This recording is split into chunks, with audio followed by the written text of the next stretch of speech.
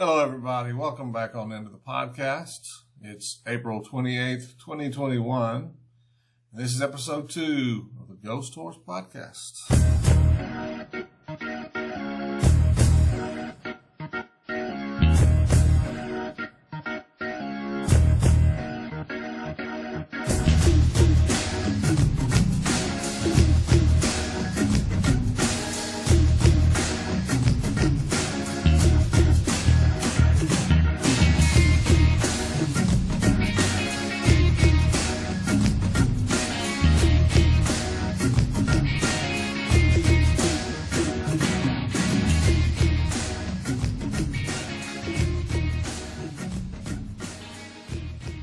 All right, welcome back, y'all. This is episode 2 of GHP, and so glad that y'all could make it, those of you that are watching.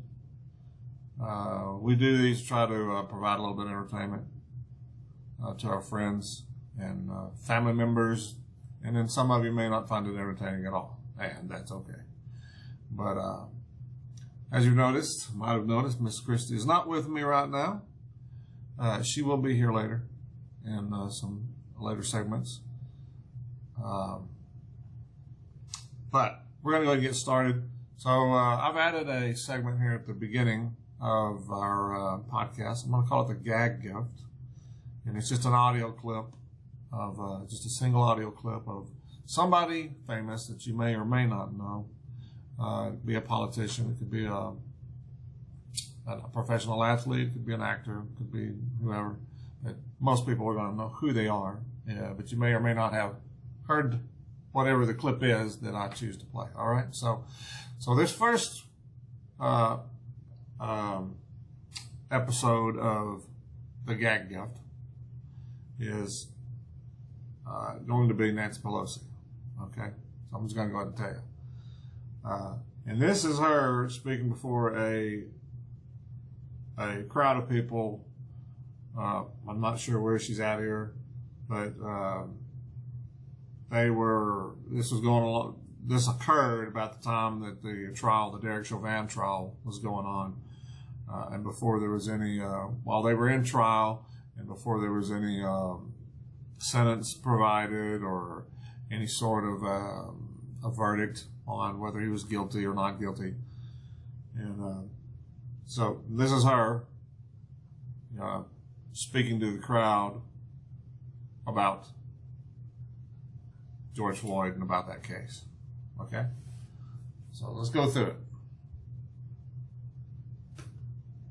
What happened, and thank God the jury validated what we saw. Yeah, thank God. What we saw. Yeah.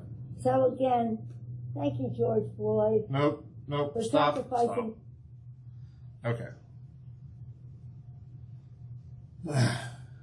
Thank you, George Floyd, for sacrificing. For justice. For being there. Okay. Thank you, George Floyd, for sacrificing for justice. If you're looking at the clip, she looks up and says, "Thank you, George Floyd, for sacrificing for justice." Okay. I don't have enough. There's no words for that. It's preposterous. It's stupid. And, never a fan of anybody dying. Never a fan of anybody being murdered, being killed, drugging themselves up to the point that they, overdose and it kills them or whatever. No, that's never a good thing. I don't care who you are or what you've done. But this right here is a little silly of her. That's major silly. It's not a little silly. There is really nothing that George Floyd has done as a sacrifice for justice. Sorry. There was no sacrifice there. The guy was a criminal. And, so let's go on. And we'll come back to this. How heartbreaking was that? Call out for your mom. I can't breathe. But because of you, and because of thousands, millions of people around the world who came out for justice, your name will always be synonymous with justice. And now we have to make sure justice prevails in the sentencing. But that's, that's its own procedure. Yeah, okay. All right, so the case is going on, and she's out here trying to, Joe Biden also made comment. Like we've all heard what Maxine Waters had to say, right? So these politicians coming out here while the trial is going on and trying to put pressure on the jurors. Well, they would deny that that's what they were trying to do, but you need to just shut your mouth. Let them do what they got to do. Don't put any kind of pressure. You want to provide comment once it's all over. So if I'm standing trial or you're standing trial about something, I got somebody outside the courthouse that's trying to put pressure on the jury to make the right decision, then I'm not going to appreciate it. Maybe I'm innocent. Maybe you don't know. Let justice do what justice does and be decided by a jury of the peers, not by Nancy Pelosi and her mouth that she couldn't help herself. It's its own separate procedure. Yeah, it is its own separate process or procedure, whatever you said here. So you shut up and keep your nose out of it. Okay, going on.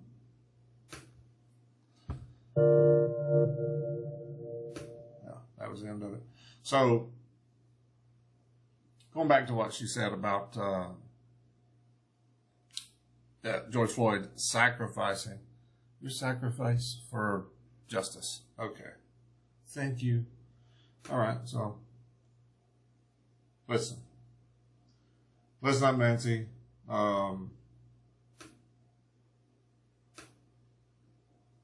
Let's go over that, okay? This guy, this sacrificial lamb for justice. All right, so listen to this. June 6, 2020, George Floyd profile reads like a career criminal. Yeah, so his criminal past. George Floyd moved to Minneapolis in 2014 after being released from prison in Houston, Texas, following an arrest for aggravated robbery. On May 25, 2020, Floyd was arrested for passing a counterfeit $20 bill at a grocery store in Minneapolis. This is partially what drew the police out there in the first place. They called on him for passing that counterfeit bill. So they had a reason to be there. They had a right to be there. They were addressing a situation, not coming out to screw with poor George Floyd. He was under the influence of fentanyl and methamphetamine at the time of his arrest. Floyd has more than a decade-old criminal history at the time of the arrest and went to jail for at least 5 times. George Floyd was the ringleader of a violent home invasion. He pled guilty to entering a woman's home, pointing a gun at her stomach, she was pregnant, and searching the home for drugs and money, according to court records. He was sentenced to 10 months in state jail for possession of cocaine in December 2005 and arrested. He had previously been sentenced to 8 months for the same offense, stemming from an October 2002 arrest. He was arrested in 2002 for criminal trespassing and served 30 days in jail. He had another stint for a theft in August of 1998. Okay, so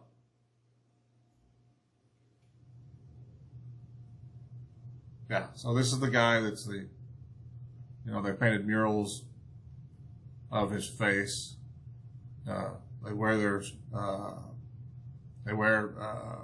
folks that are wearing shirts and wearing the masks that say, "I can't breathe." And what about the woman? What about the people that he victimized? And we just want to bypass that. The most important thing is that George Floyd can't breathe, and he died as a sacrifice for justice. Okay. According to court records obtained by Daily Mail, before moving to Minneapolis in 2014, George Floyd was released from prison in Texas. He worked as a bouncer at a local restaurant.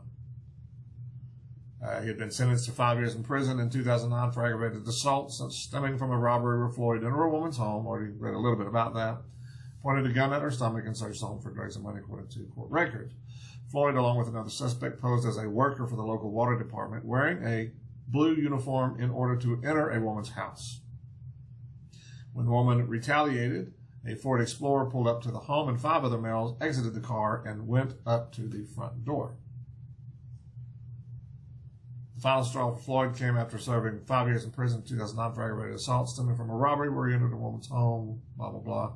The report states the largest of the group, that was Floyd, who the victim later identified as Floyd, forced his way inside the residence, placed a pistol against the complainant's abdomen, and forced her into the living room area of the residence. The large suspect then proceeded to search the residence while another armed suspect guarded the complainant, who was struck in the head and sides by this second armed suspect with his pistol while she screamed for help. Wow, what a man. Not finding any drugs or money at the house, the men took jewelry and her cell phone and fled in their car. A neighbor who witnessed the robbery took down the car's license plate number. Later, police tracked down the car and found Floyd behind the wheel. He was later identified by the woman as the large suspect who placed a gun against her stomach and forced her into the living room, document states. So, you got a pass, man. I mean, pass or no pass, nobody deserves to die. You know, I guess only God is the one who can really decide who gets to die, when you get to die, how you get to die. I mean, you have some say so in your own death sometimes because you're doing stupid things like he was doing. You know, if he hadn't have been passing along the $20 counterfeit bill, if he wouldn't be dead today, most likely. If he had cooperated in the beginning, he wouldn't be dead today, most likely. But he was uncooperative. If he hadn't been on the drugs that he was trying to hide, he might be alive today, right? So, what do you say about that? That's just,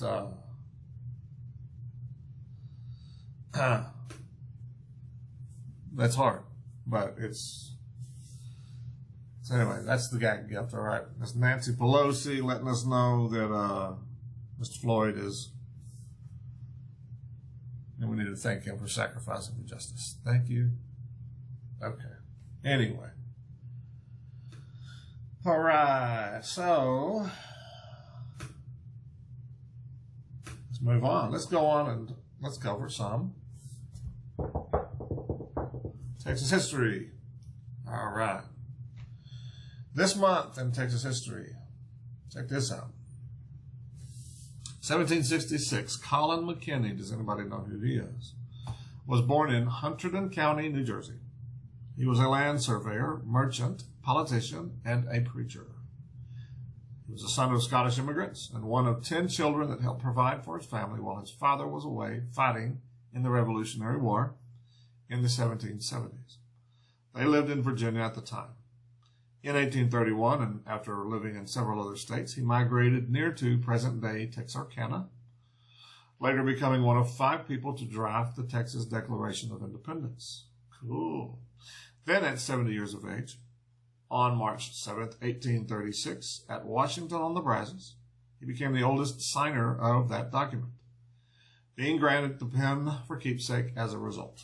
So they let him keep the pen because he is the oldest one signing. Over the course of his life, he was a subject of 6 different governments: England, the Virginia colony, the United States of America, the Republic of Mexico, the Republic of Texas, and the Confederate States of America. He died at his home in Collin County on September 9th, 1861, and was buried at Van Alstyne. Collin County and the city of McKinney, Texas, are both named in his honor. Now you know. This month in Texas history, 1871, the Texas legislature approved a bill that provided for the organization of the Texas Agricultural and Mechanical College, known today simply as Texas A&M.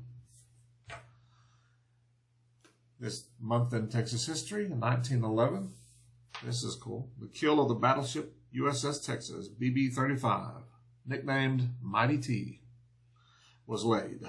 Initially, ordered for build on June 24th, 1910 at a cost of $5,830,000, which did not include the cost of armor and armament. Then later launched on May 18th, 1912 and officially commissioned in the naval service on March 12th, 1914. It was the second battleship of the United States and would later serve in both World War I and World War II. 2 or 3 refits before being finally decommissioned in 1948. And here's some of the details on this ship. 27,000 tons standard displacement, 28,822 tons fully loaded, 14 coal-fired boilers. This was when it was first launched. After some of the refits, some of this changed over the years. But initially, it had 14 coal-fired boilers, twin-screw propulsion, top speed of 21 knots, a complement of 1,042 officers and enlisted men. She had 10 14-inch 45 caliber guns, 21 5-inch 51 caliber guns, 4 3-pounder 40 cal guns, 2 1-pounder guns, 4 21-inch torpedo tubes. Those torpedo tubes were submerged. Now it's a museum at the San Jacinto Battle Monument in La Porte, Texas. That's down around Houston. Very cool. This month in Texas history, in 2013, in West Texas, and that is not the region of West Texas. That is actually a city here named West Texas. West's, what is it? They said a city of about 2,500 named after Thomas M. West, a Czech immigrant who moved into and bought land in the area in 1859. Oh, Mr. West. Okay. A fertilizer plant exploded, killing 15 and injuring about 160. This is what happened in 2013 in that city. On May 11, 2016, the ATF announced that the fire that led to the explosion was not intentionally set. Home of the official Kalachi of the Texas legislature. It's the Kalachi, capital of Texas. So if you ever pass through, you're headed south towards, Houston? Yeah, I don't remember. I think it's actually San Antonio. If you're going south on 35 down San Antonio, you pass through west. I think. It's south of Dallas. Anyway. There's a shop there called the Czech Stop and the Little Czech Bakery. And so this is one of the popular, one of the popular stopovers for people that are headed south or headed north and pass by there. You will stop in there and get a kolache, and then people rave about their baked goods. So if you're ever down that way, be sure you stop in West Texas at the Czech Stop and the Little Czech Bakery. All right. This month in American history, 1524, Giovanni Verrazzano, a Florentine navigator, discovers New York Bay.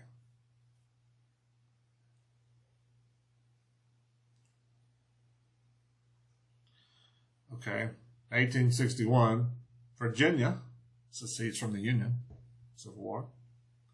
1864, this is interesting. I did not know about this here. Let's say the bread revolts in Savannah, Georgia, and throughout the South. It wasn't just there, but so what was the bread revolt? Some of you might know. I didn't. The Southern Bread Riots were events of. So this was during the Civil War. The Southern Bread Riots were events of civil unrest in the Confederacy during the Civil War, perpetrated mostly by women over food shortages during the war, primarily in March and April of 1863. During these riots, which occurred in cities throughout the South, women and men violently invaded and looted shops and stores. So we see stuff like this happening now where they are smashing the windows of stores. I mean, we don't like how this cop killed somebody. So let's go smash in the windows of these stores and steal stuff.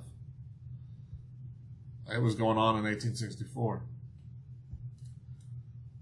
for different reasons, but people were doing it even then. The riots were triggered by the women's lack of money, provisions, and food. Refugees flooded the cities, causing severe shortages of housing and overwhelming the food supply system. Richmond, Virginia, Richmond's population tripled from 38,000 in 1860 at the onset of the war to 100,000 in 1863. That is, so these were folks that lived outside the city in farming communities or wherever that were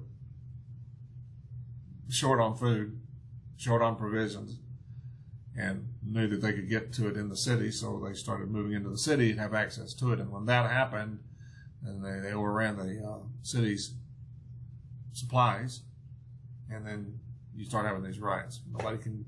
People that lived in the cities all their life don't have access to it now because all these people that are flooding into the city from these outlying communities.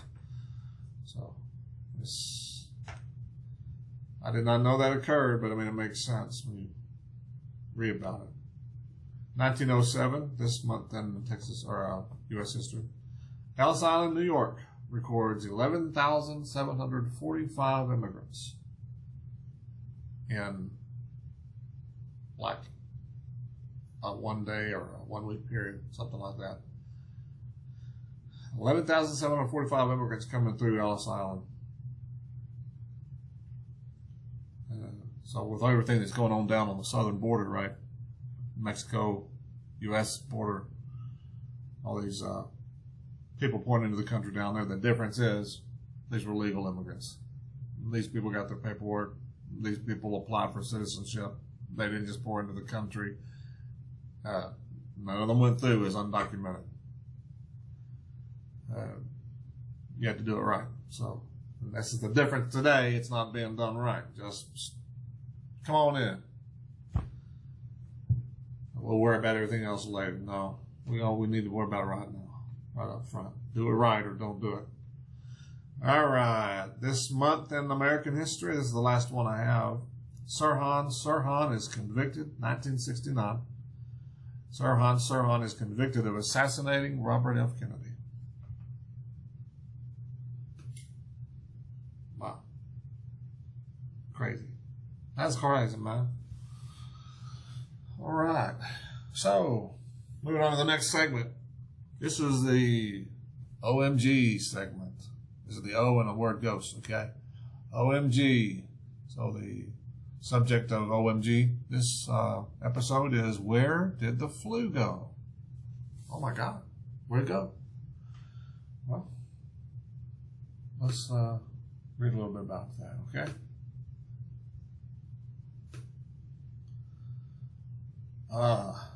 The flu has all but disappeared amid the COVID-19 pandemic, thanks in large part to, I don't agree with everything that's being said here, but they don't have a science to back it up. It's just assumption. But thanks in large part to social distancing. They can't prove that. It makes sense, but you can't prove it. So why say it? Social distancing measures aimed at reducing the coronavirus's spread, but experts say there could be a downside. Scientists may struggle to predict what flu strains will dominate the next flu season, making it challenging to create effective vaccines. Flu has a vaccine? What? Thought it was just a flu shot. But anyway. A strikingly different flu season. According to Rachel Baker, who studies public health and infectious disease at Princeton's University High Meadows Environmental Institute, this year's flu season was strikingly different, with nearly no flu in the Northern Hemisphere during the winter of 2020-2021. Nor was there much of a flu season in the Southern Hemisphere. Wow. According to Ian Barr, Deputy Director of the World Health Organization, Center for Reference and Research on Influenza at the Peter Doherty Institute for Infection and Immunity. According to CDC, the hospitalization rate for the 2020-2021 flu season in America was just 0.7 per 100,000 people, the lowest since the agency started tracking flu data in 2005. In fact, over the course of the last flu season, there was just one pediatric flu death. Randall surface disconnected. Thank you. That's my Bose speaker there talking to me. There was just one pediatric flu death compared to 196 in 2019-2020, the flu season then. It's a significant drop. So where did the flu go? Part of the reason for that sudden drop-off could simply be a lack of testing for influenza, as health officials had to focus their resources in addressing COVID-19.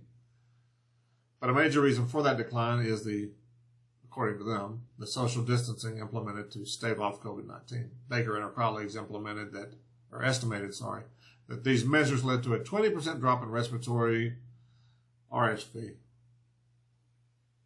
Syncytial or syncytial, anyway. A 20% drop in RSV transmission throughout the United States, and it likely was similarly effective at stemming influenza spread. This is one of the clear signals that these interventions work. They are really efficient at stopping the spread of these viruses. Can't prove that. It just sounds good. So we're going to say it. So I don't know. I think that may have played some part in it, but I think the bigger part of it is that the coronavirus, the flu virus, and the cold virus met down at the OK Corral, and they had it out, and the coronavirus hog-tied both of those and said, I'm going to whoop that behind. And y'all get on out of here now. Right. No. I think everything that was counted as a flu virus or a cold virus got reclassified as COVID-19 to pop those numbers higher. So I still think the flu virus was here, and it's just as virulent as it always has been. It just got shuffled into the pile of all the COVID-19 stuff, all those numbers. That's what I think. But what do I know? I'm not a scientist, right? That's my science. Anyway, so we talk about how bad will upcoming flu seasons be, blah, blah, blah. Silver lining may come at a cost. We won't be able to predict what happens next year. It'll come back with a vengeance.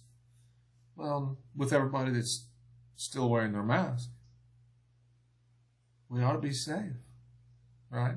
So, these shots work, or do they? I don't know. I don't know. If they work, don't wear the mask. Or don't get the shot. Anyway, okie dokie. Let's see. What is our next segment? All right, the next segment is going to require sweet little Miss Christie to join us. So, all right, y'all, welcome back. Now it's not just me. I got a much prettier addition to the show now. Christy Marie is here with us. So, thank God. We've had dinner. We watched a little TV. We sat here and waited for the 4 inches of rain to start falling, and there's nothing happening yet. So it's been a little bit quiet outside. Pretty quiet. Even the dogs is quiet, so that's a good thing. All right, so Christy Murray. So how was your day today? How was your day? Busy. Busy? Yeah. No. Go on, expound upon that. There's not much to say about it. It was busy. You said you beat up some girl in the parking lot. No beating up of any girls. Kids are restless. They're ready to be done with school. There's 20-something days left. 24, I think. Yeah. So everybody is counting the days for summer. Oh. Yeah. Yeah. Yep. So then after that, then what are you're off of the summer? Mm-hmm. Okay. Yeah. Whoa. Well, that is very cool. So, Very cool. yeah, nobody hollered at you today about, did you burn your neck? Hey, did you burn your neck? No. No. No hollering today. Everybody was behaving for the most part. Well, somebody aggravated her here a few days ago, yelling at her, "Hey, you burn your neck!" And she didn't want anybody to be yelling at her that loud, not to be talking about anything, you know. So she's like, "I just wanted to jack slap that girl, do a karate kick on her face." Not quite what I said. Oh, but you didn't? whatever. What did you say? You did say you wanted to slap the snot out of her. I did probably say that. Something yes. to that effect. Yeah. Will you shut up, please? Well, and to explain, Yeah. I had a spot on my neck that was agitated by something that I've used, And some you had your product. hair up. And I had my hair up so you could see this area that was all agitated and red. And she wanted to know what happened. So her thing was as loud as can be because she's loud. Did you burn your neck? Well, I don't really want to draw attention to it. But my hair has to be up for my job. So somebody was going to see it. But you don't have to draw attention to it and yell, "Hey, what'd you do?" Yeah. No, that would drive me nuts. So, anyways, but that's how she is with everything, so not just me.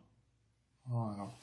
I'm glad you acted professionally, you know. That would be right down your alley. That's the kind of person you are. You're very professional, very calm under pressure. Like,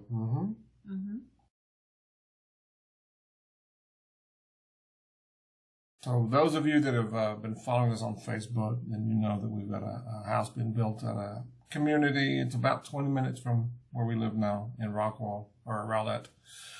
And so this place is in Royce City. It's a community called Waterscape. It's a new community, fairly new, and a nice community. Heard good things about it, and every time we go over there, we're never disappointed with what we see. From the management, the property managers, to the home builders, to the people that are our neighbors. So we've met a handful of them, and so everything is good. But we started this process in December. She was saying, right? Middle December, yeah. Right. So then, so they told us at that time 6 weeks, before the building process will begin. But then at that time, between that time and now, then you've had that big winter storm that blew through here in February, and kind of crippled the business. Kind of everything slowed down. I guess because of lumber, price of lumber, the lumber availability in general, parts, people getting sick. She said that. The entire permit department for the city. COVID. Yeah. So it's just, it's just one thing after another that if it can slow it down, if something can slow it down, it will. And that's what's been going on. But I guess you got a lot of moving parts, so anything can happen, even on a normal year when you don't have all this kind of stuff happening. So what is, we brought back up to speed. So then where are we at now on the house? We are at the pre-start meeting tomorrow afternoon. Pre-construction meeting? Yep. Where they go we meet our field manager, so the person that's going to be supervising the build on site with the workers. We'll meet them, review all our selections, the home design, all of where everything's going to be as far as fixtures and lighting and plumbing and all of that. We go over all that tomorrow, and any questions, just kind of clarify everything before they actually officially pour the foundation and start putting it up. Right.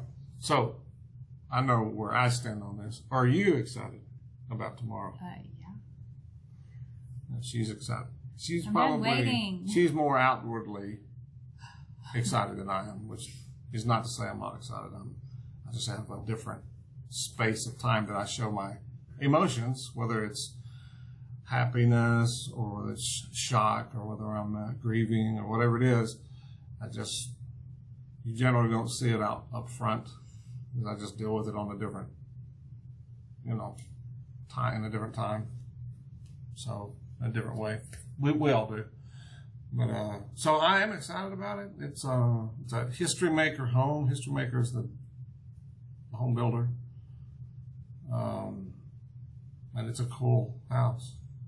And, so we're excited about all this stuff that we picked out to have built into the house. So what are some of the features that were non-standard? The tile, the backsplash in the kitchen, and we did not do the standard flooring. We changed that. We added a fireplace. We added a couple little features in the kitchen. Added some lighting, and the backsplash is one of the coolest things, I think. We did the patio covered. That was not a standard option. It would just be uncovered. So we added the covered part of that in the back. A couple of doors, windows. Master bath, we changed a little bit. Different sinks. Yeah. Whatever in the master bathroom instead of the standard. Yeah. Sinks, fixtures, lighting, all the typical things they get you sucked in on. We did all those options. Changed the flooring throughout the house from whatever it was we initially had wanted to something that just looked cooler. Cost a little more, but it was worth it. I think it will be worth it because it just looks cool. Yeah. It's different when because of how everything is now, you had to do a Zoom meeting initially, so you're picking everything out based on a picture. Hey, rain. We got rainfall. So you're basing everything off of a picture that you see, and I would rather see it in person so I can look at it, see it next to the other thing, touch it, feel it, all that stuff. So we did get to do that, but the initial one we picked out everything based on pictures, what we thought would look together. But then once we got there, the flooring we had picked out was nice. It was nice. But then there was one other option that we looked at, and that was it. It was really nice. So yeah, it's gonna be cool. We did get sucked in on some upgrades. That's okay. It'll be worth it, Yeah, absolutely. in the end, when we walk in there, start seeing it come together.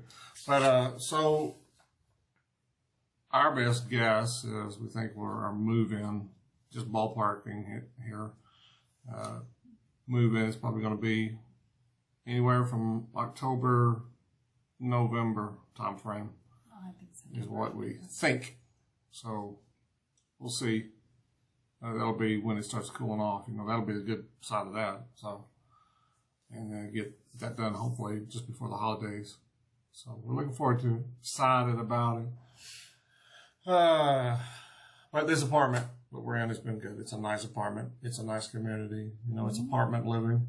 It's going to be what apartment living is, but it was, all things considered, it's been a good place. Been a very pretty place, and no, not too many complaints here. All right, so let's talk about. See, our next section is the S, stories. Last time, I think episode 1, it was stuff. I think we switched it over to stories now. So we're going to talk about some stories from childhood. Because, man, you can talk about stuff like that all day long. So we've kind of picked out a couple little subjects under your childhood that we wanted to kind of reminisce about and talk about and see if we can drum up some stories that we could recall from our childhood. So, bike riding. Mm-hmm. All right. So,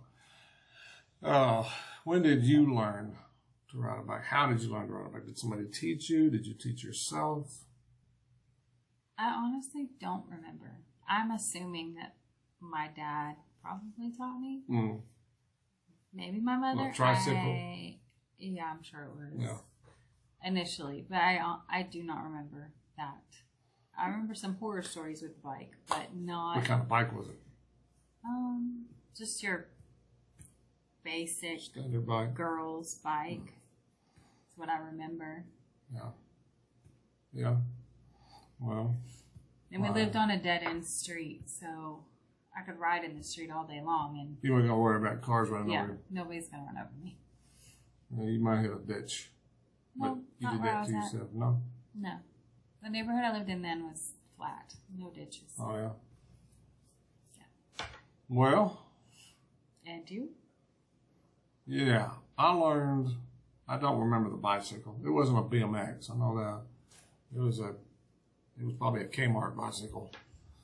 But hey, you can learn on something. You know, might as well learn on the lesser expensive equipment, right? Mm-hmm. So, I don't remember every single detail, but I do remember it was in Grand Prairie on Fairfax Street, which is where my mama and papa lived. And I was trying to learn how to ride. Get off of the tricycle, you know, the training wheels and all that stuff, and get on 2 wheels. You know, it's time to ride like a big boy. All right? Get out there and do it. So, my papa, that's my mama's daddy, really was instrumental in helping me. Because I remember we were out in front of their house, the street out in front of their house. And it was middle of the day. It was hot outside. It was the well, I say middle of the day. It was daylight outside, so it was later in the day probably. Because my papa was already home from work, and we were all outside. They were doing whatever adults do. And he came over to help me, and he got behind me, and he was trying to coach me, you know. He said, you just need to keep the wheel on the front pointed straight. Don't go to the left or right with it. Just straight down this road, straight down the street. So he got to running with me a little bit, and he said, pedal, pedal, pedal faster. Keep on, that's it. And I was pedaling hard. Yeah, and I was headed down towards, you'd have to know the street, because the end of they lived on a street corner, so I'm going towards the end of the street instead of down the long end away from the street corner. So he's got me pointed towards the short end of the street where I'm about to cross over into the cross street. But I'm pedaling. I'm thinking he's still with me, and I realize I'm going pretty fast, and I look over my shoulder, and there ain't nobody behind me. And I'm looking back there, and he's like, I'm like, whoa. He's like, I'm doing this, man. And I'm pedaling. And then I turn around, and I hear everybody yelling, brake, slow down. But I was going so fast. Nobody told me about braking. Slow, how do you brake? What do you do to stop it I didn't know. There was no handle brakes, you know, you have to do it with the pedals. I didn't know that. Everybody's yelling, but I was headed right towards somebody's curb in their house that was on the other side of the cross street, because it was a dead end street, right? So I'm going right across the cross street and nowhere else to go but into side of somebody's house, into the curb. I smashed into that curb, that front tire, and I went flying off that bike and landed up in their driveway, flopping around like a fish out of water. And well, I didn't know, you know, it happened so fast. You just like, I don't know if did I live through that? Am I still alive? Am I okay? And of course, Papa, they're laughing at me, and I didn't find it funny. I'm like, you tried to kill me, is what happened. But then, you know, hey, you have to stop and realize you just did that on your own. You rode on your own. Good job. So whatever little injury I sustained from that, it was worth the experience, because now it's stuck with me all these years. And yeah, so that's what I learned. My papa taught me how to do it out in front of their house in Grand Prairie. So then that's one story about bike riding. Did that bring up any stories for you? Because I got another. Yeah. A couple. Go.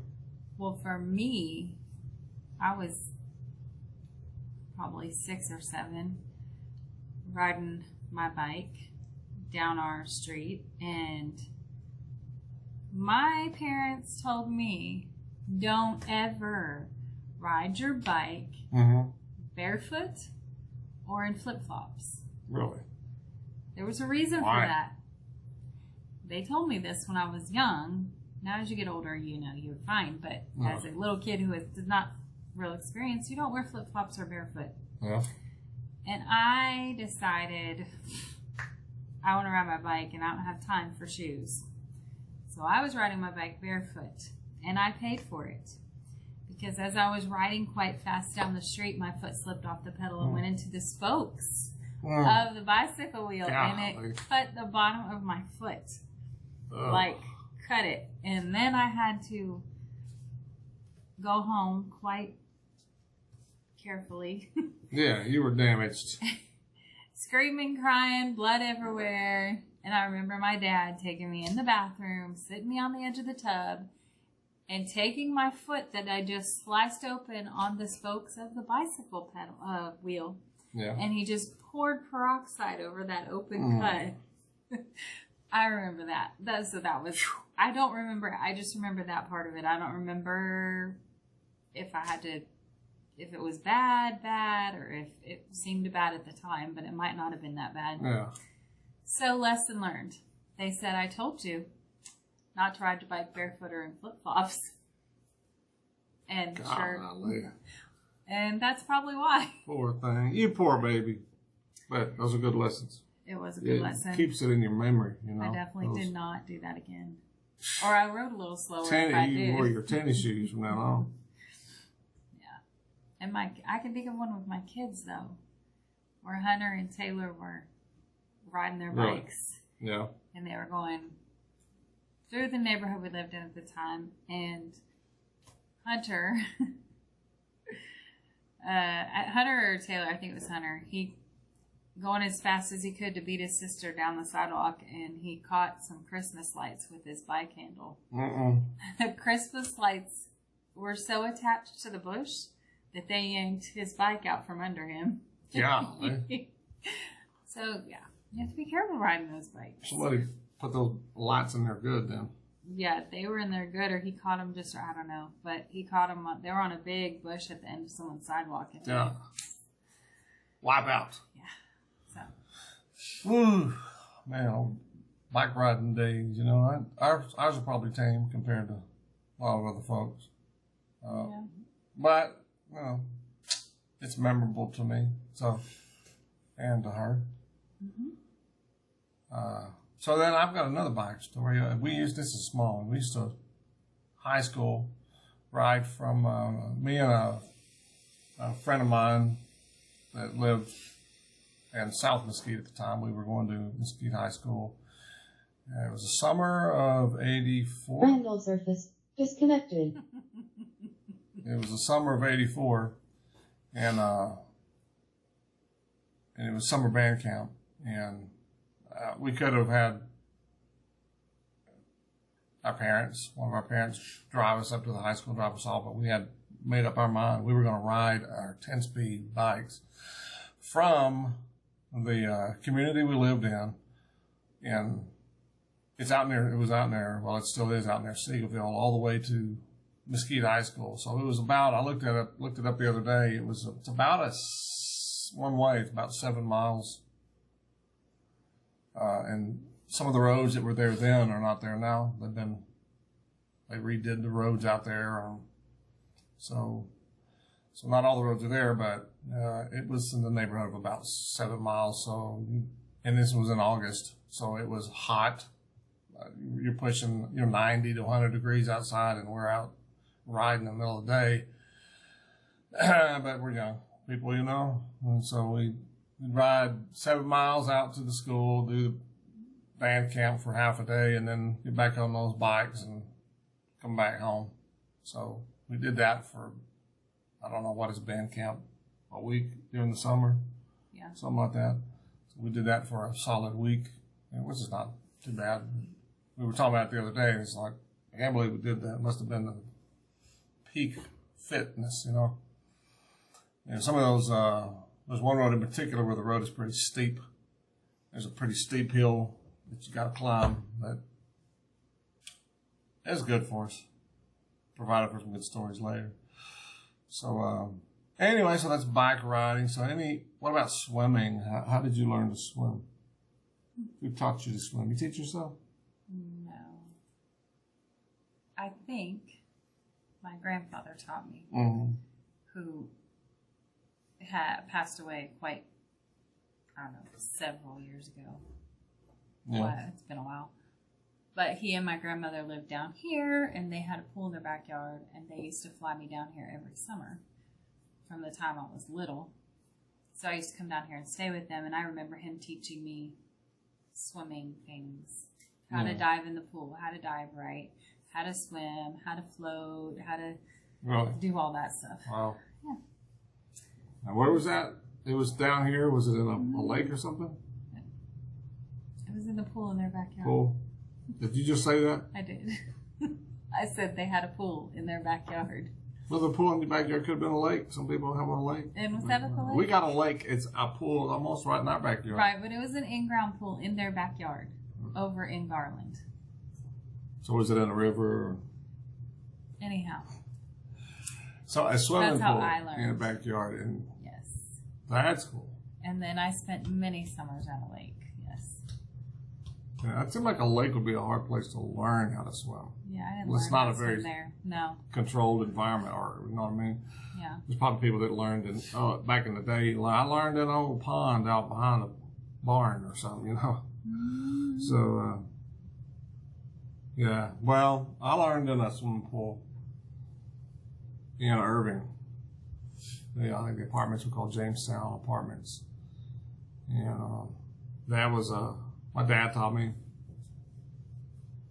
and that's how I learned. It's just like bike riding. You know, you just learn how to dog paddle first, and then you learn how to do all the other stuff afterward. It's normal swimming. Once you realize you can actually keep yourself afloat.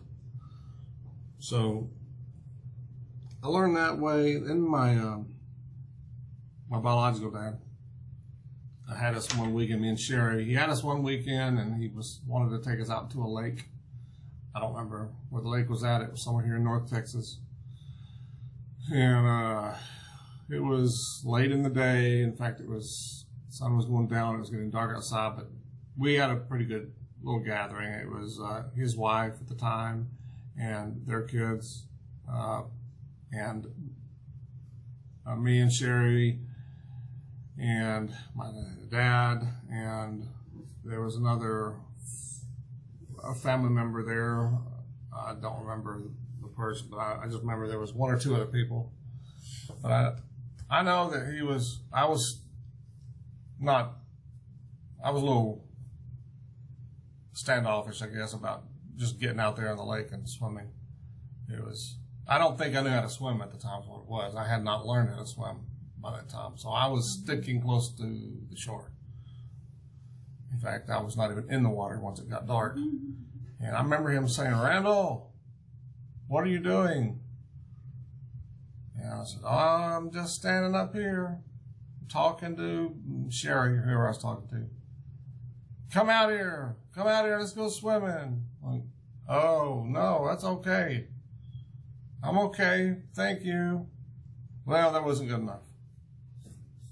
So he came up there to get me, and he said, "Let's go. Let's get in the water. Come on." And I don't want to go.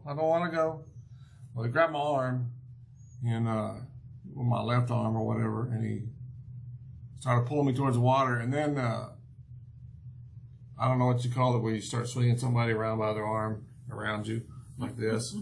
He's swinging me in circles, and we're getting closer to the water, and now we're stepping in the water, and he grabs me and he throws me out as far as he could throw me out into the lake, which, what was that, probably maybe 10 feet or so. But it was deep enough for me. It sure scared me. I thought, it's one of those sink or swim moments. But it wasn't deep enough for me to have to, I wasn't in any real peril. It just scared me. But I know that his wife was out getting on to him pretty hot and heavy. She let him have it because it scared me. I probably cried or something. But anyway, so that's my swimming stories outside of my swimming stories in the Navy, which is, we can save that for another time. So that is our stories moment.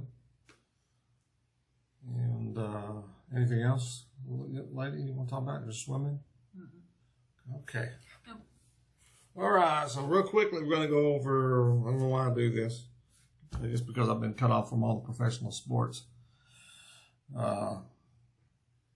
So, Division I, college baseball, rankings. These are very recent.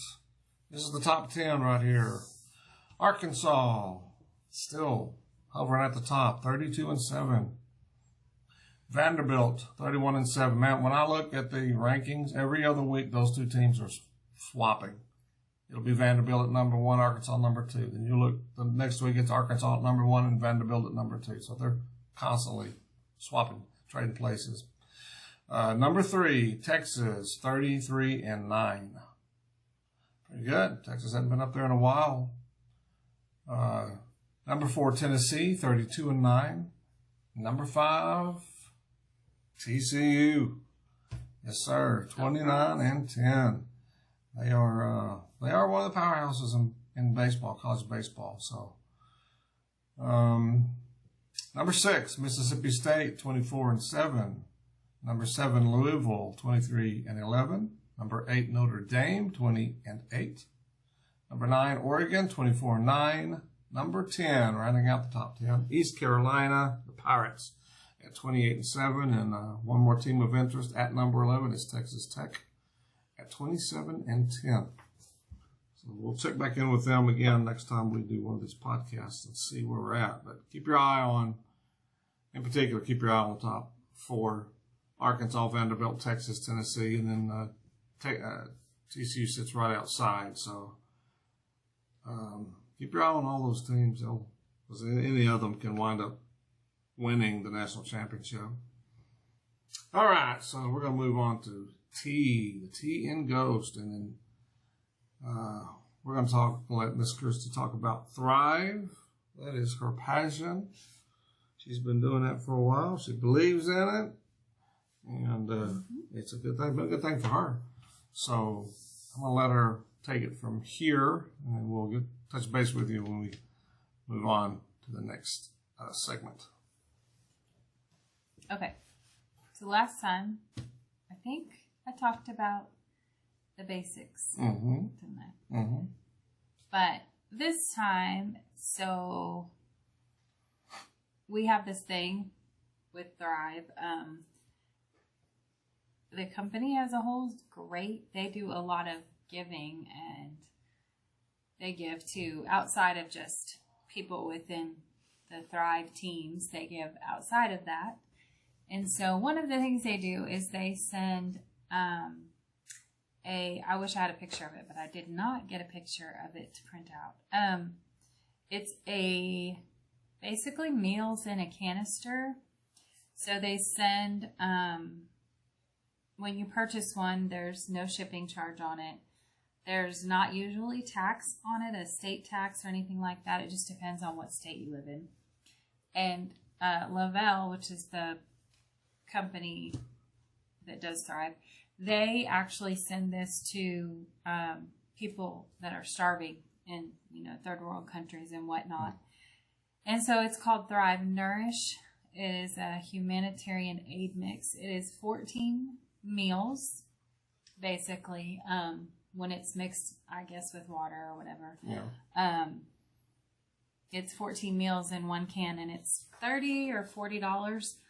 And we're actually doing a challenge right now on our team.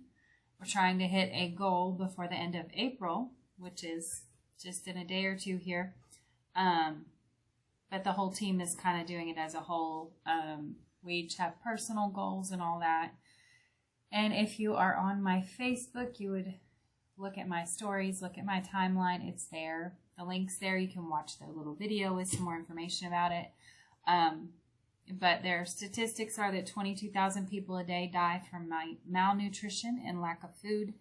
And 815 million people in the world don't get the food they need to live a healthy life. So that's a pretty big deal. That's a lot of people that are not getting fed. And we here in the Well, United we take it States. for granted here. We do, and we throw a lot of food away. I see that every single day. But this is a kind of a neat way to give back or to give to people in need. It's also if you're a business owner, a church, a small company, big company, whatever, it's also a tax write-off. So if you were to contact me, if you're interested and you wanted to donate or sign up and send a few of these canisters, it is a tax write-off too. So there's a lot of pluses to it. You can feel like you could do something good for somebody else, which is a lot of the things that happen in Thrive are all about helping other people, which is why I like it so much. Yeah. Helps me, but it's a thing where you are helping people. So anyways, I just wanted to talk about that real quick. And you don't have to worry about sending it anywhere. They automatically ship it where it's needed most. So when you purchase it, you just go in and you log into your thing and you purchase a canister or 10 or whatever, and they ship it for you. You don't have to pay shipping. You don't have to pay tax. It's super simple. But I would love to see some of our friends get in on this little goal, because I have a goal set for myself, and we'll see if I make it. But if I hit my goal, it helps someone else hit their goal and so on.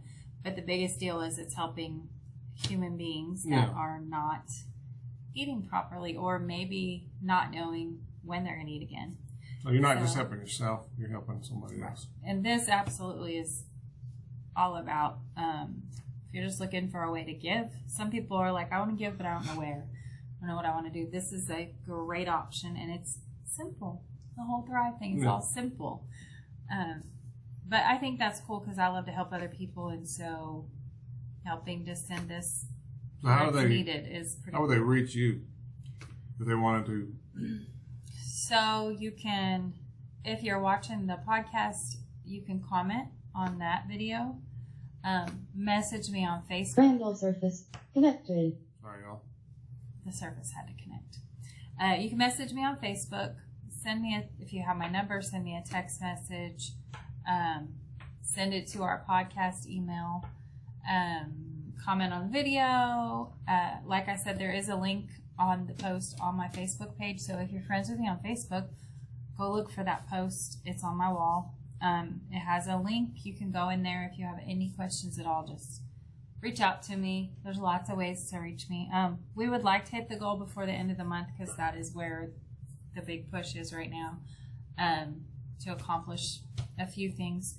But that's the big thing I want to talk about this time. That's cool. So the podcast email is ghosthorse.podcast, all one word, at gmail.com. So any of those means that she's already mentioned, you can utilize, or you can utilize that email, and you can, about anything, if it's Thrive related or if it's just leave a comment or ask a question, whatever. That's how you can do it. Yep. So very cool. And if you're interested in thriving, also contact me about that. Right. But for now, it's mostly just this humanitarian aid goal that we have set for the end of the month here, just to do something really good for some other people. So you can reach out to him as well. If you can't get me, reach out to him. Yeah. We're kind of connected, so Kind of. just a little. Yeah, that's the thing, though. Very cool. Thrive. Very cool. So, in honor of the thing, we got a new segment of that. It's called The Thing. Whatever your thing is, it's your thing, do what you want to do. I think that was a song, actually. It's your thing, what you want to do. Wait, you like karaoke? Well, She's a karaoke queen. No. Yes. I'm not a karaoke queen. Okay. I'm a backup singer on karaoke. All right, yeah. You know the thing, baby. So in honor of the thing, are we ready for this? All men and women created by go. You know the thing. You know the thing. Do you know the thing? You know the thing. I said, what's the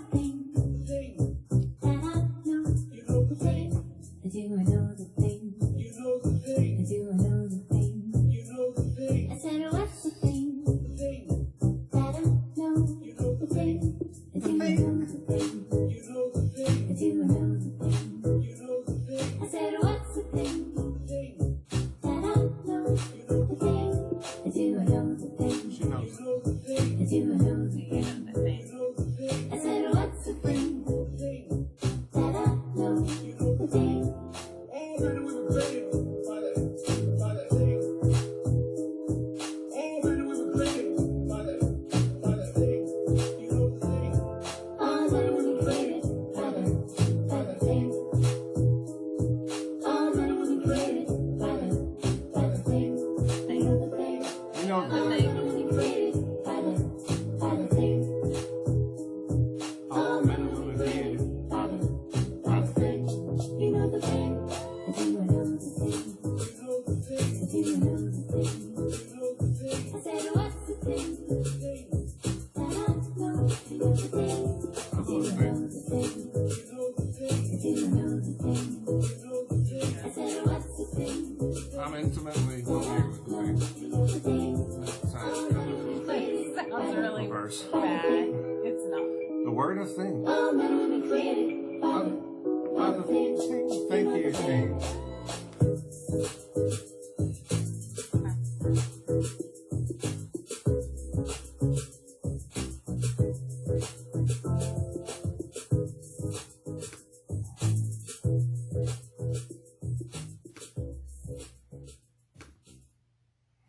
That was, what was her name? Hannah Hoffman? Mm-hmm. Hannah Hoffman. It's a little mix that she put together based off of that silly comment that Walter Biden made. Okay. Yep. That's his name. I'll look it up. Okay. Okie dokie karaoke. So,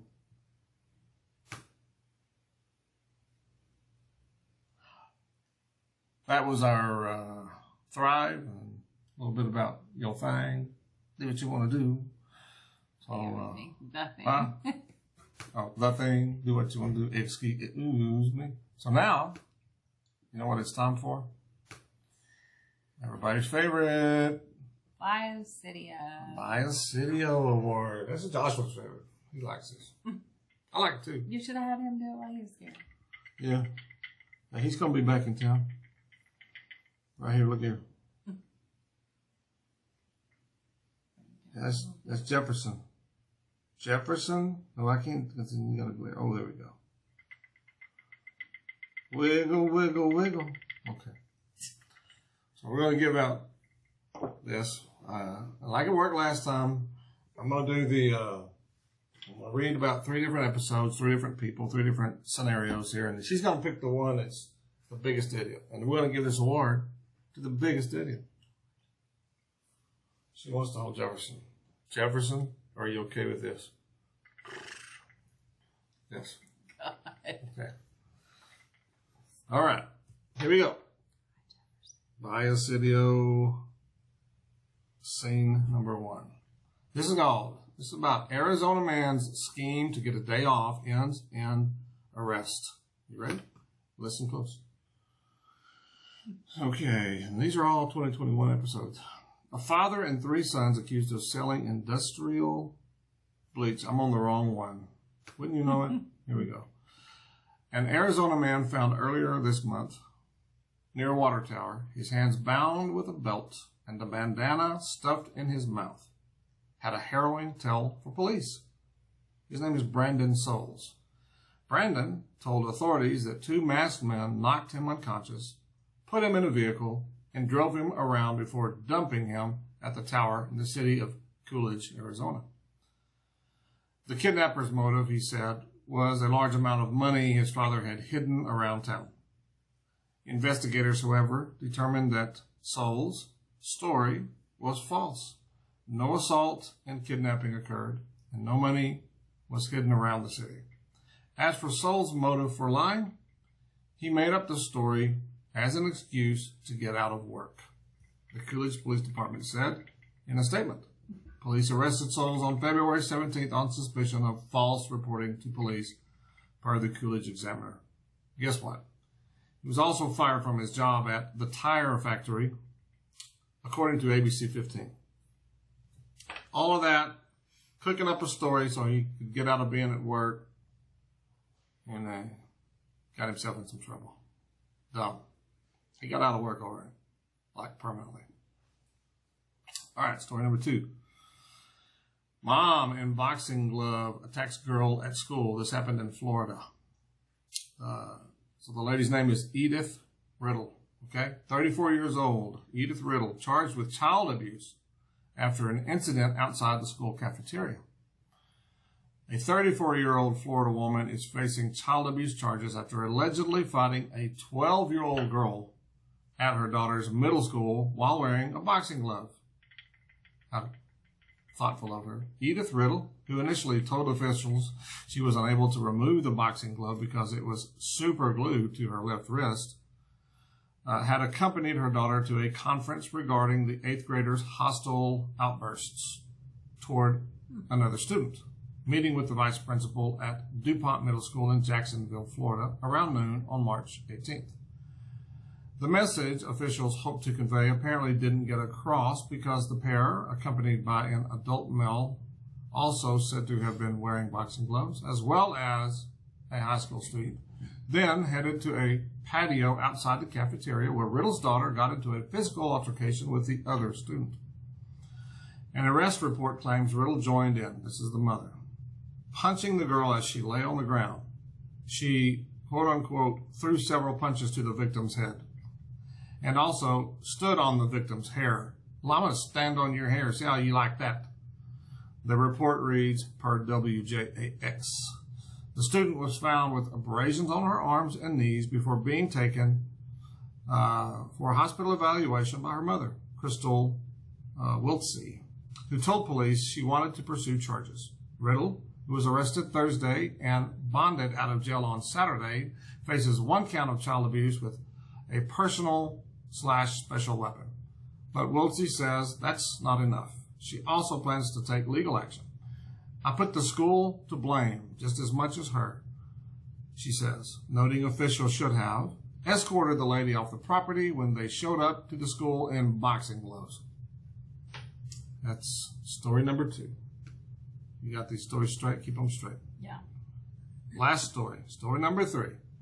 Family behind COVID cure that's really bleach is indicted.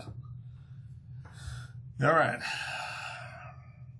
So, a father and 3 sons accused of selling industrial bleach as a miracle cure face federal charges.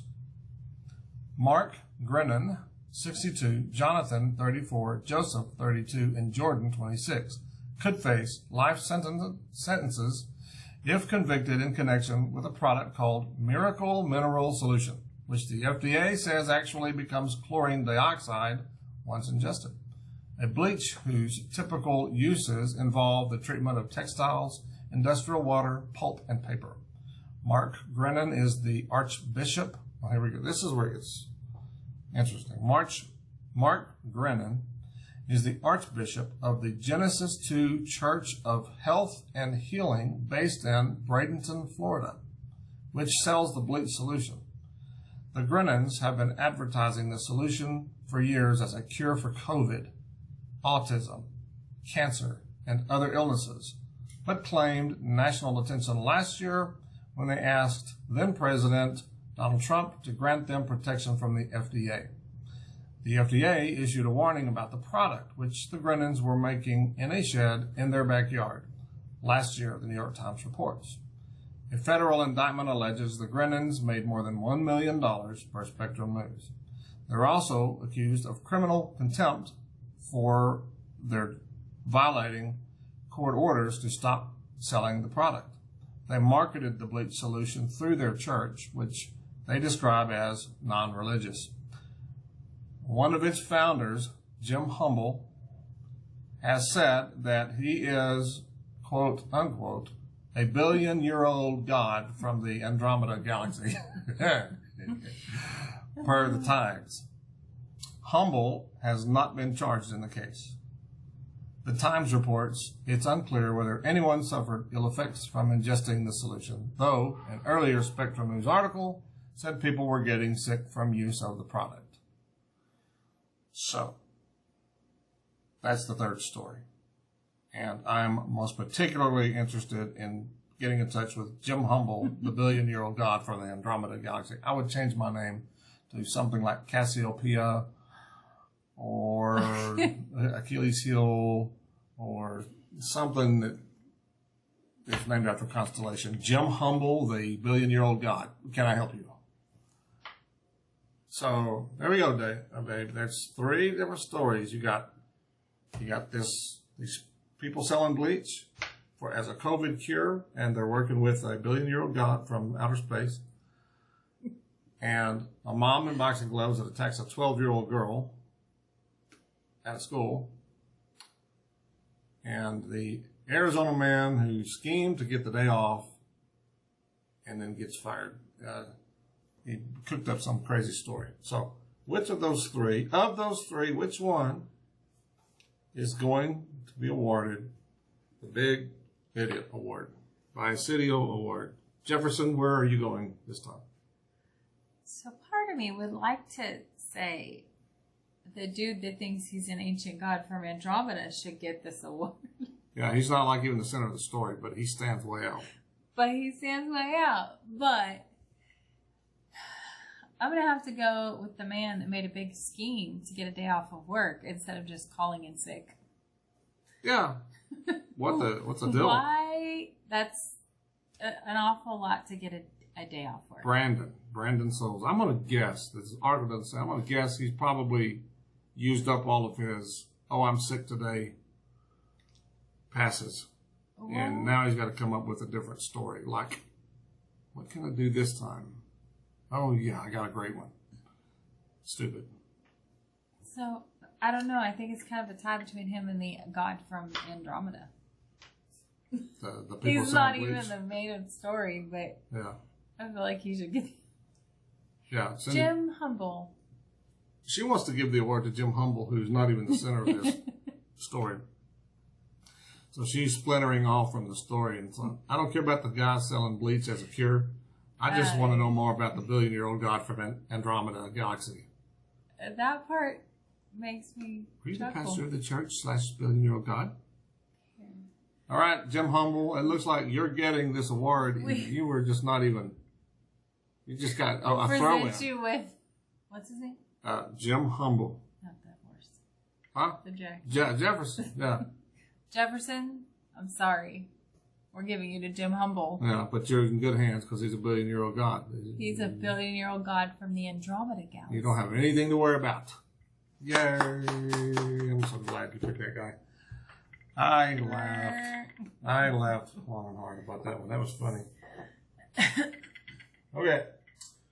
All right. So last thing in this, we are done for this episode. We're going to do a little bit of, Christine has picked out a scripture for us. And this will be the end of the podcast. We'll let her read the scripture and we're signing off. Okay. So, this is one, it's a common verse. If you're familiar with any Bible, you're going to, meaning, if you've ever been to church, you've probably heard this verse. But it's still a good one. So, it's Philippians 4. And it's just a clip, a little snippet of the whole thing. But it's just two verses. 3, sorry. So Philippians 4, 6 through 8 says, "Be careful for nothing, but in everything by prayer and supplication, with thanksgiving, let your requests be made known unto God. And the peace of God, which passeth all understanding, shall keep your hearts and minds through Christ Jesus. Finally, brethren, whatsoever things are true, whatsoever things are honest, whatsoever things are just, whatsoever things are pure, whatsoever things are lovely, and whatsoever things are of a good report. If there be any virtue, and if there be any praise, think on these things."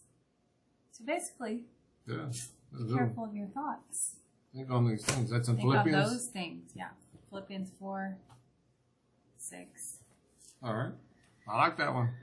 I'm sorry, yeah. You can't go wrong, man. Just open that book. Anywhere in there is good. I had that one marked, so it's a good one. Is good for anybody on any given day. So thank you, Darla, for reading that. Thank you for finding it. So, I told y'all wrong. We do have one more thing, and this will be the end of the podcast. But so I did an interview with my son Joshua here a couple weeks ago. Like last week. Last week. He was in town recently. He's living in D.C. and he came home for a week. It's a week or two ago. I don't remember exactly, but Yeah, it might have been 2 weeks ago. he's back in D.C. now, and I think he's there until June, coming back home. But so I got an interview while he was here. Asked him if he wanted to sit down and answer a few questions and just kind of talk about what he's doing there. So that interview will follow this, and then at the conclusion of that interview, then that'll be the end of the podcast, episode 2. So thank y'all for tuning in. Hope y'all enjoy the interview. And again, if you want to reach out to us, you got the email, ghosthorsepodcast@gmail.com, and or either one of our Facebook pages. All right, so thank y'all so much. We'll talk to y'all later, and bye-bye. Bye.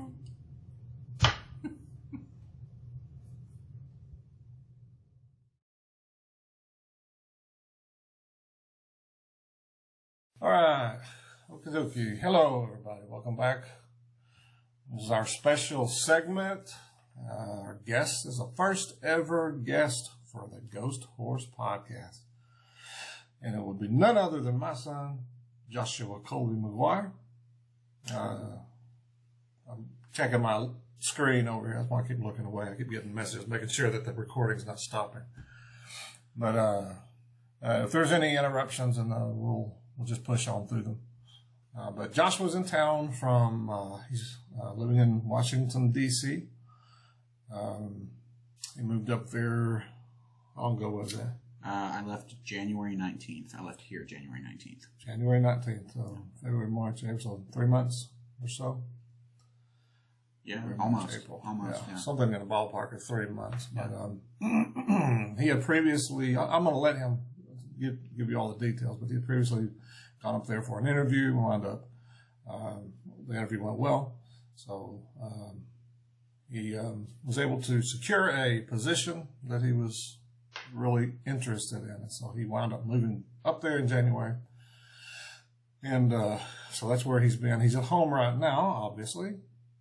Came in for a visit for about a week, Yep. and he'll be going back to D.C., flying back up there tomorrow, but we're going to talk to him a little bit about why he is in D.C. and what's going on up there. So, all right, Joshua. So, I'm going to let you take it from there for a little bit. Yeah. So I've been in D.C. for about 3 months now. I'm currently an intern for Congressman Michael Burgess from Texas District 26, Republican, for those of you who care. It has been quite an experience serving in the House of Representatives.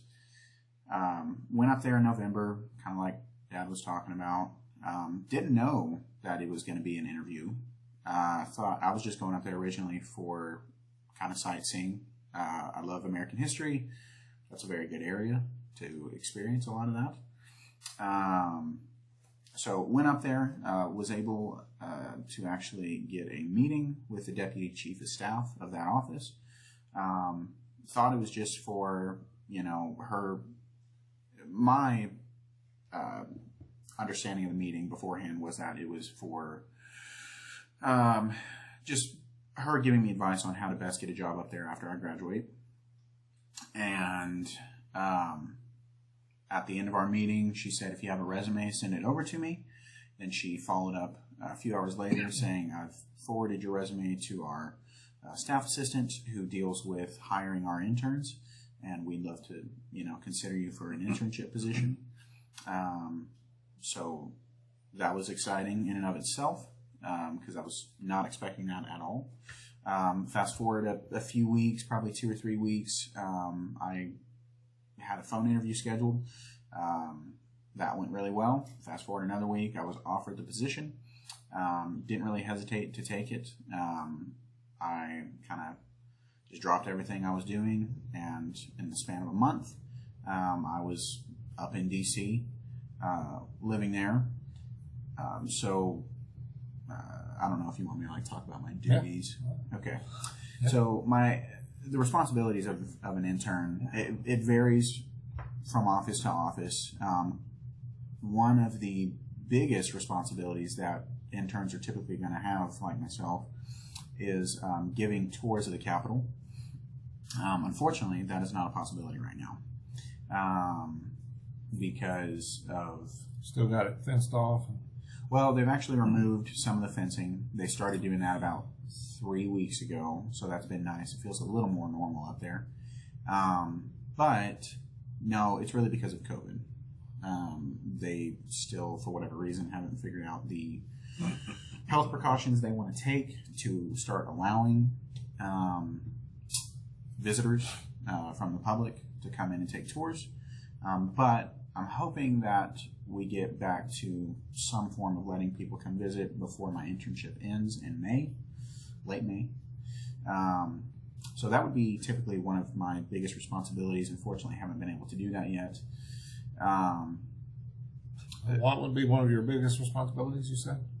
Giving tours of the Capitol. Tours, yeah. That's what I was thinking. Yeah. Well, I thought you had told me that would be cool for you since you're up there giving the tour guides that are there a hard time and correcting them like, yeah, about that. Right. No, I let them do their job. I just disagree silently. Right. Makes them very uncomfortable. No. The tall guy in the back of the room is really making me uncomfortable. Right. No, so that's one of the biggest things. Things that I'm actually able to do that are big responsibilities for an internship. There's the typical answering the phones. That's priority number one in that office. That's why they bring us in, so that way the senior staff doesn't have to handle that. That way they can focus on what they're specifically doing, which is usually focusing on policy issues and giving recommendations to the congressman on certain pieces of legislation and votes that he's got coming up. So I handle the more mundane tasks, the answering the phones, talking with constituents, just making sure that their message gets to the congressman, and then helping create and orchestrate constituent letters. Anytime a constituent contacts our office, we do our very best to get back to them, usually in the form of a letter that gets mailed off to them, just addressing their concern. And then, so I help kind of craft those letters from time to time. Along with that is doing legislative research. So I specifically focus on researching pieces of legislation that have been introduced in this current congressional session, which is the 117th Congress. Do legislative research on that, and usually have to implement that research into the constituent letters that I help craft. And then we also do put together flag requests. Someone can order a flag, and this is for anyone in the United States. If you're a constituent of any congressional member, which we all are, you can call into your congressional office, member's office, and request a flag be flown over the United States Capitol. And you can purchase it. It's not super expensive. I forget the price range, but there's a few different ones in terms of size that you can do. Comes with a really nice certificate signed by the congressional member. And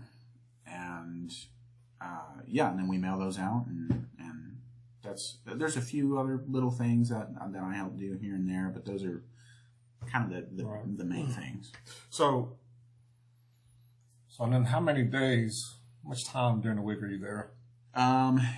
Usually I'm there 3 days a week, and that is also because of COVID protocols right now. Yeah. So we have 3 interns total because of COVID stuff. Okay. The House of Representatives has kind of set standards for how many people can be in an office at a time. So we typically have 2 interns in at a time, leaving one of us having the day off. Mm-hmm. And I also work outside of my internship. Do you have a part-time job elsewhere? Yeah, I work about 30, 35 hours a week, typically outside of the congressional office. And then the congressional office itself, I'm there 3 days, 8 hours a day, so about another 24 hours on top of that. So in total, I'm working about 55-ish hours. Yeah, and that's a weekday. Yes, thing that you do yeah. for- The congressional office is Monday through Friday, unless there's like a holiday Yeah. or something. Okay. So you said, what's his name? Michael Burgess? Michael Burgess, yeah, he served in Congress for about 20 years now.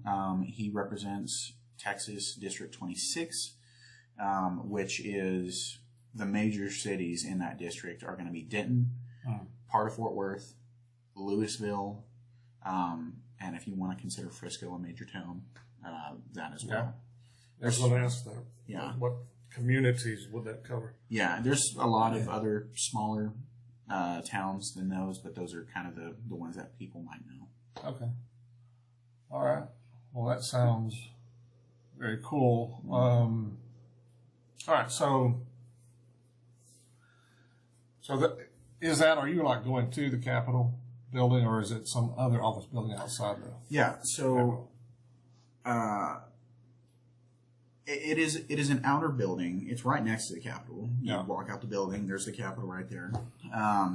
There are 3 House office buildings that house all of the members of the House of Representatives. Yeah. They are, and it might be more than 3, but the 3 that are there in my area are Longworth, Cannon, and Rayburn. I work in Rayburn, the Rayburn House Office Building. And yeah, I mean, that's the building I work in. Now, all of those buildings and the Capitol are all connected by a series of underground tunnels. Yeah. It's not a conspiracy. I walk them constantly. I did not know this was here. Yes. Yes. There's actually a little, not a subway, but kind of like I guess if you want to call it a subway for lack of a better term, that takes you from point to point, or you can just walk it like I do. Yeah. But yeah, so they're all technically separate, but they're connected. Also connected by those tunnels is the Library of Congress. Wow. Yeah. Whole interconnecting highway beneath the city. Yeah. Wow, that's cool. I think I've heard that before. Yeah, it was on one of those conspiracy movies.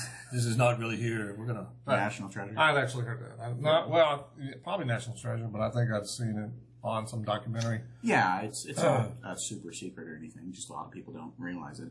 Right. Yeah. So, with what happened on January 6th, the Capitol riots, or the insurgency, as they're trying to refer to it. Right.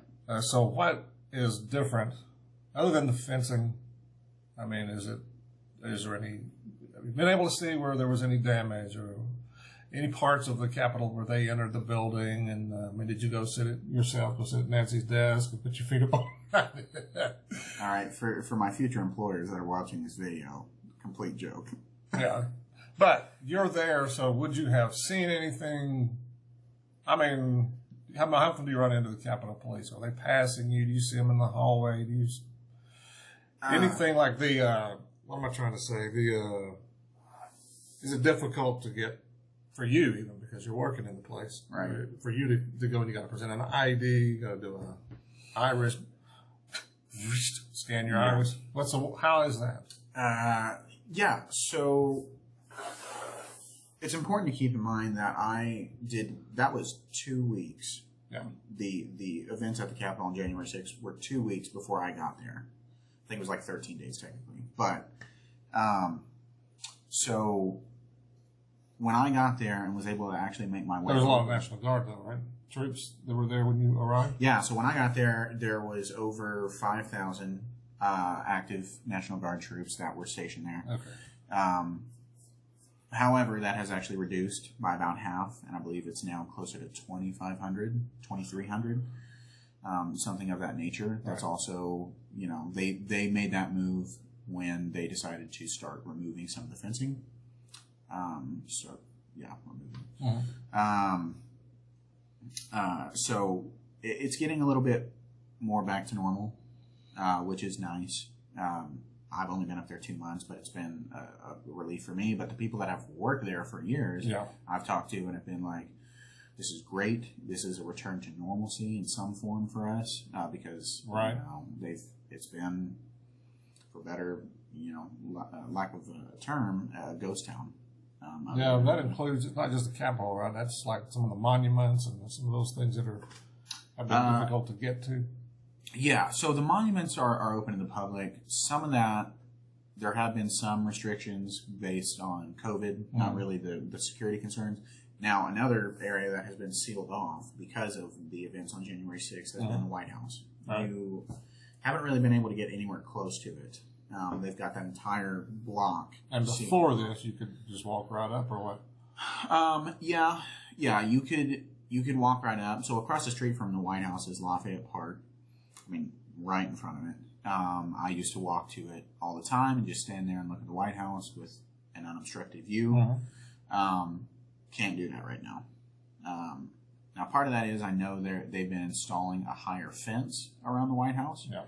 They've been working on that for years, and they finally have actually started doing it. Yeah. But yeah, so that's the only other one that I can really think of that has been protected like the Capitol was. Okay. And kind of sectioned off. But yeah, no. Other than the National Guard, other than the fencing, I see Capitol Police all the time. That's kind of their job. Yeah. So you there? Right. Stop. Right. My name is Joshua. I work here. Right. So it's not uncommon to see them. I'm glad they're there doing what they're doing.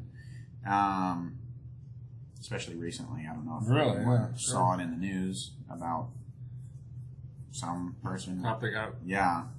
Dude that drove into the. Yeah, a cop that got stabbed, and a Capitol Police officer that got stabbed and passing away, unfortunately. Yeah. Wow.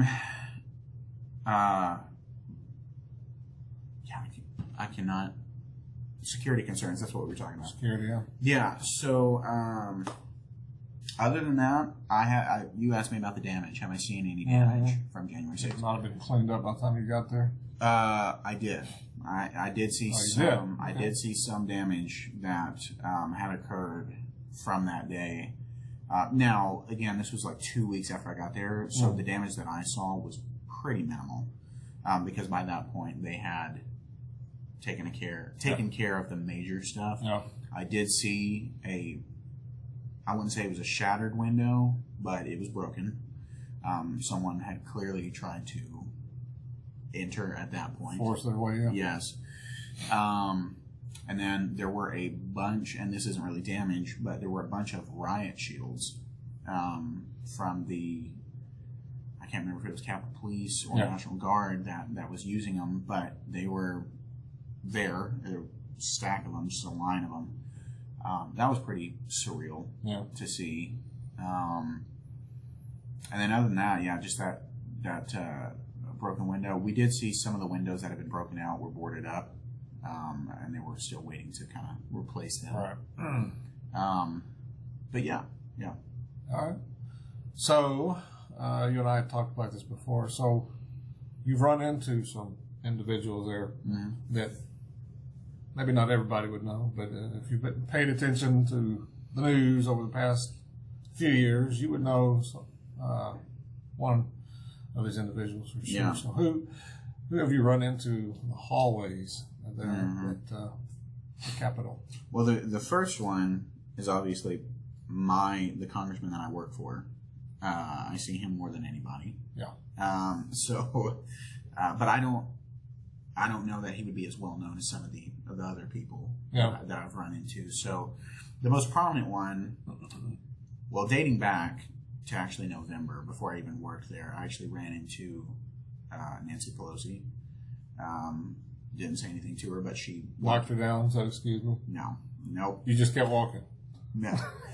No, we had just gotten done with a tour, a friend and I, and we were standing in the rotunda, and her office is and well, it's not inside the rotunda. It's right off the rotunda. She was going down to the floor to give a speech, the floor of the House, and walked right by us. So that was, whatever you think aside, whatever you think of her personal politics are. Yeah, that was, the room definitely changed whenever she started.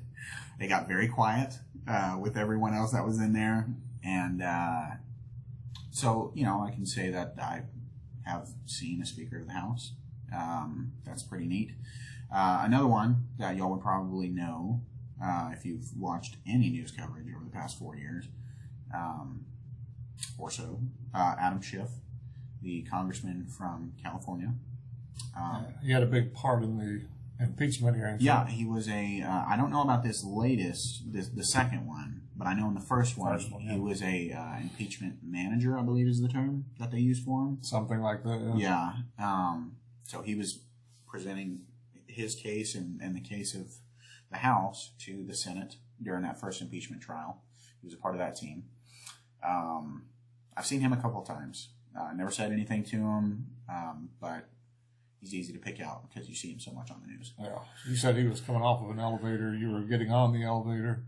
Yeah. One time, the first time, I'd only been there like a week or so into the internship, and I was going over to the Capitol for the first time after the end of my work day, and I'm getting on the elevator to go up, and the elevator opens, and he walks out, and I kind of lean over to the person that was taking us over to the Capitol to give us their tour, and I was like, "Was that Adam Schiff?" She said, "Yep." I was like, "Oh, okay. Well, wow. There you go." The second time I saw him, it was there's actually a little shoe shine station down there in the tunnel area, just before or as you are getting into the Capitol side of it. And he was talking to the shoe shine guy. Really? Yeah. So chatter with the shoe shine guy. Yes. So outside of those two, keep in mind I've only been up there 2 months. A lot of offices are still closed. They're working remotely because of COVID. Yeah. We are, I don't know the exact numbers, but at least from what I've seen, we are one of the few offices that actually has people in on a day in, day out basis into the physical office. So other than those two, I haven't seen a ton of others. I've spoken with numerous chiefs of staff and people that work in other members' offices, but as far as seeing specific members, that's about it. So now you're up there. It's got so Josh has got an interest in politics, clearly, not just talking about it, but an actual interest in serving politically. So we should have prefaced all of this with, he is about to graduate from college. He's been attending North Texas. University of North Texas at Dallas. And you're graduating here in the summer? Yes. My last class will end. I'm taking one class, and that will be over in May. Right about the time, actually it might be right before I'm done with this internship. All right. And finally getting that degree. Yeah. Been working on it for a while. So. Yes, I have. So what is your major then? Political science. Big shock. There it is. Yeah. So now that makes, now you kind of understand why where he's at right now. So he's been serving before working in D.C. He was doing a lot of working at different, on a political level, working locally. So Yeah. You want to say a little bit about that? that? So I've worked on numerous campaigns, mainly at the state level. I've never worked on a congressional or national campaign, but I have worked for people that were running for the Texas House of Representatives, for the Texas legislature down in Austin. I've worked on a few city races, mayoral campaign for the city of Mesquite, Bruce Archer. The other campaigns I worked on were Jonathan Booz, who was running for House District 113, which covers Rowlett, Garland, just to give you kind of a sense of that. And then the other one that I worked on was Luisa Del Rosal, who was running for House District, I believe it was 114. Can't remember specifically off the top of my head, but she was running for the Texas House of Representatives. And then right before I went to D.C. for about a month, I worked on the Shelley Luther campaign, who was running for Texas Senate. And if you all recognize that name, it's because she's the salon owner in Dallas who got arrested during the COVID lockdowns, got arrested for opening up her business against the county order. Right. Yeah. Yeah. We ran into her at Texoma, Lake Texoma. I was up there with cousin David and his wife, Christy. So, and then she comes boating up, and then there's somebody throwing out T-shirts and waving and smiling at the crowd. I'm like, who's this cat? Mm-hmm. And then I noticed the shirts also Shelley Luther. And then I noticed her. I saw her on some of the TV news and on the internet. So I'm like, that is her. What is she doing? But she was up there, part of a political rally, and had a speaking engagement. So I thought that was pretty cool. Yeah. Cool that Joshua wound up. Yeah, and just to give you all a little bit of my educational background, yeah, I'm going to be graduating in May. I'll be done in May anyway, with a bachelor's in political science and a completed minor in history. Wow. So now we know, kind of explains your interest in history, appreciation for history. So it sounds like you are in the right field. I hope so. Yeah? Yeah. Well, man, that is cool. That's more, I knew most of that already, but some of the details I'd forgotten about, like that he was in college. This is the first time we're speaking in 5 years. Yeah, no, I knew all this. But it's interesting. I knew some of you had not heard, and then thought maybe y'all would appreciate hearing that. Be a pretty good first guest for us. But, So Joshua was out of town when the big winter storm rolled through here and locked down the entire state, you know. So I was curious to know what it was like in D.C. hearing about that, because he was calling quite a bit. He knew that stuff was rolling in. You know, he was seeing some reports, and he's like, "That is sound like that's going to be a big one." And what are y'all doing to get ready? And so he was trying to stay in the loop on it, but doing it from out of town. Up there, where you would think you would see it, be more apt to see it, that kind of weather roll through. But here it is coming through Texas at the time. So what were folks up there saying? What were you hearing from that side of things? So a lot of people didn't realize up there anyway that there was this huge winter storm that was going to be hitting Texas. And to be fair, I think you and I talked about this as well at the time. You don't really know until it's happening down here, because so many years we've gotten, there's going to be snow, there's going to be snow, there's going to be, icy weather, and it never happens. Goes right past us. Right. Specifically in this area, the Dallas area. But up there, I was telling people, I was like, yeah, back where I'm from, and really the whole state, they're getting ready for something that doesn't happen. They're like, what, snow? And I was like, yeah, but it's like weather you would see in like North Dakota or Minnesota, right? Maybe even more rare than that, maybe. And so, kind of when it hit, I was surprised because it actually happened. But the snow was one thing. I've seen snow like that here before. Maybe I think it was back in 2010, 2011. We got like 6 inches, which down here is like a blizzard.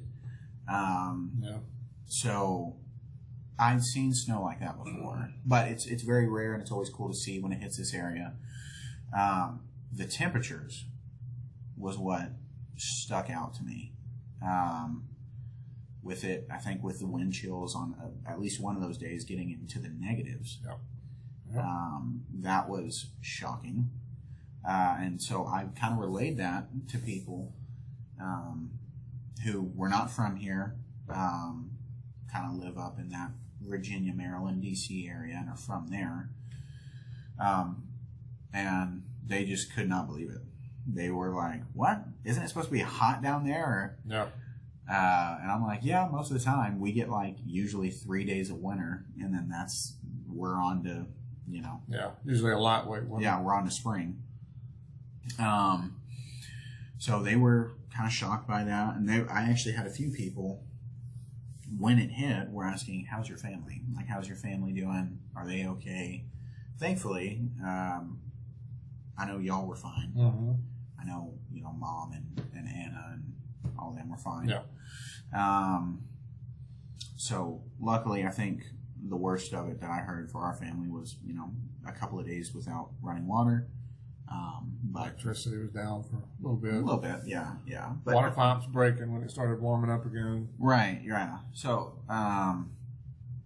but I did have, one of the big things I heard from people up there was, y'all may remember this. I know you do. Yeah. That big wreck that happened in Fort Fort Worth, Worth. Yeah. Because it made national news. Yeah.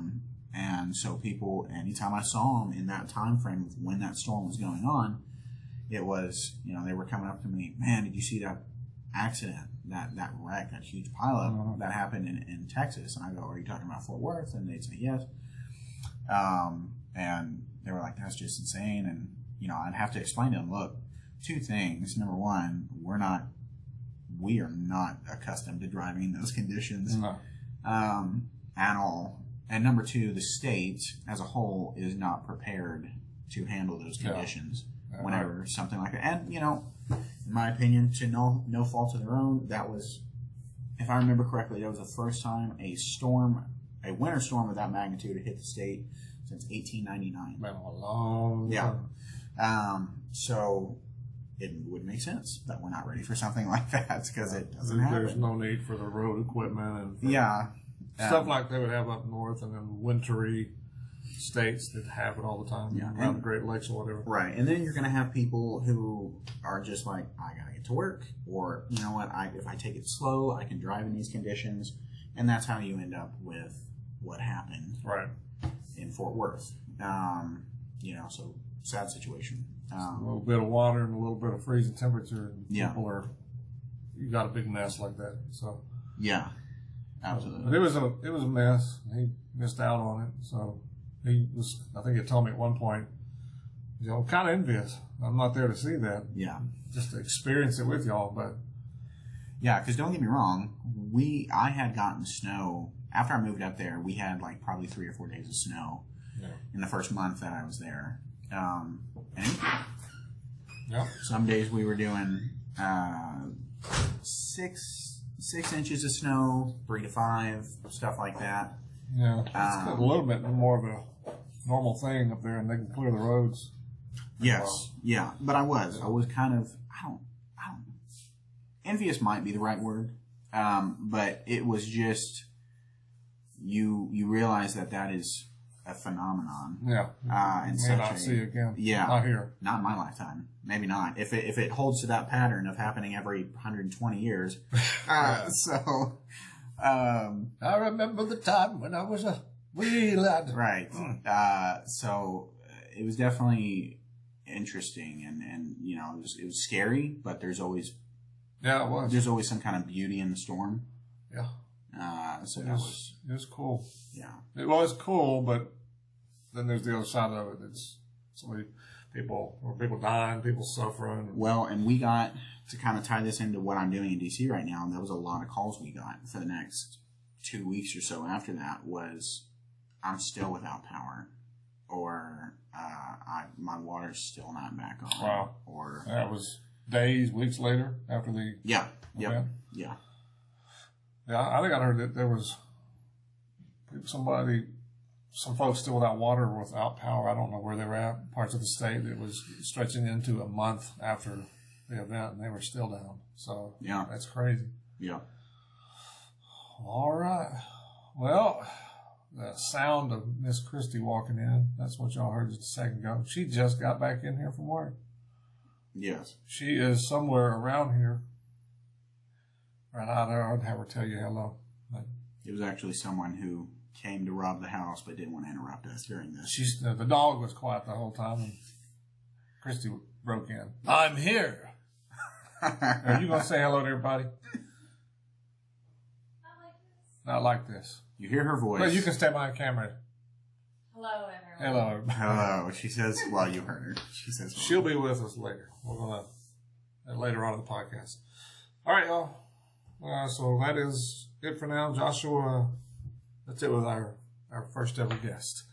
Joshua's flying back out of town, back to D.C. tomorrow. He's looking forward to getting on that airplane.